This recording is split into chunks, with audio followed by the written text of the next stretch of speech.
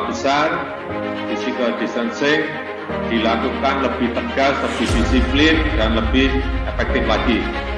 Perlu didampingi adanya kebijakan darurat sipil. Keputusan mengenai karantina wilayah itu ada di kewenangan pemerintah pusat. Kami di DKI Jakarta memang mengusulkan itu, menyampaikan surat terkait dengan itu. Kami menyebutkan ada beberapa sektor yang harus tetap bisa berkegiatan.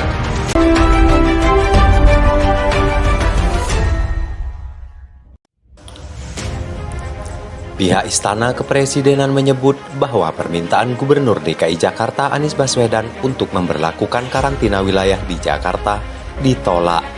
Alasannya adalah Presiden Republik Indonesia Joko Widodo memilih menerapkan kebijakan pembatasan sosial dengan skala yang besar.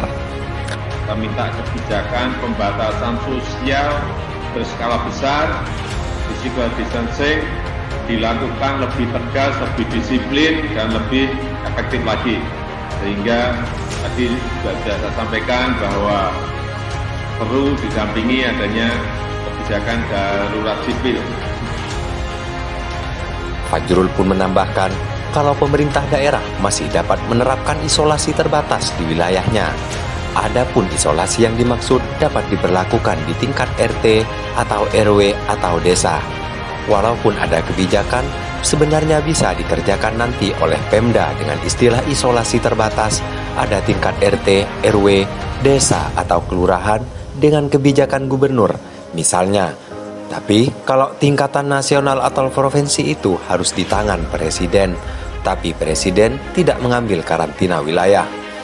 Peraturan pemerintah, karantina wilayah yang sebelumnya disebut dengan disiapkan pemerintah pun juga tidak dibahas dalam rapat terbatas.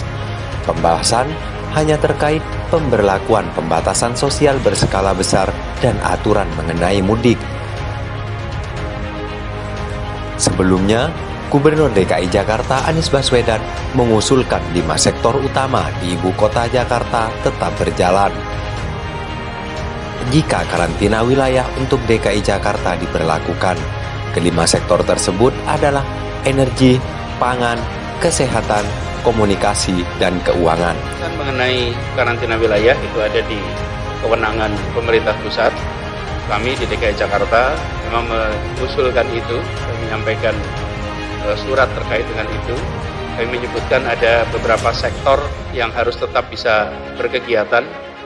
Pertama adalah energi, yang kedua adalah pangan, ketiga adalah kesehatan, keempat adalah komunikasi, dan kelima adalah keuangan. Itu yang kita pandang perlu mendapat perhatian. Tentu akan ada sektor-sektor esensial lain. Jadi ini contoh saja 5 tapi tidak terbatas 5.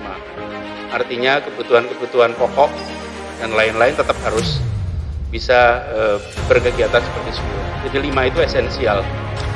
Pemerintah menghimbau kepada seluruh warga agar tetap berada di rumah dan menjaga jarak antara satu sama lain. Pemerintah pusat dalam hal ini untuk mencegah penyebaran virus corona, pemerintah kini tengah menggodok peraturan yang akan menjadi petunjuk pelaksanaan dan penerapan kebijakan pembatasan sosial berskala besar. Selain pembatasan sosial berskala besar, masih ada opsi lain yang disediakan, yakni karantina rumah sakit, karantina wilayah, dan karantina di pintu masuk, seperti di pelabuhan, bandara, dan pos batas lintas negara.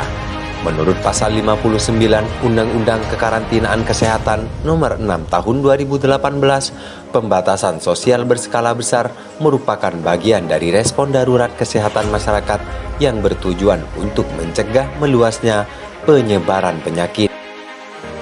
Di tengah desakan sejumlah pihak untuk menggelar karantina wilayah, Presiden Joko Widodo telah memilih opsi kekarantinaan yang lain, yakni pembatasan sosial berskala besar untuk mencegah meluasnya persebaran COVID-19.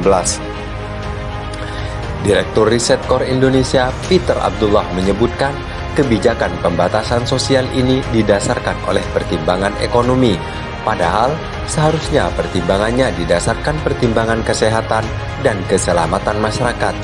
Pasalnya, semakin dini kita melakukan karantina wilayah, maka semakin kecil dampak ekonominya.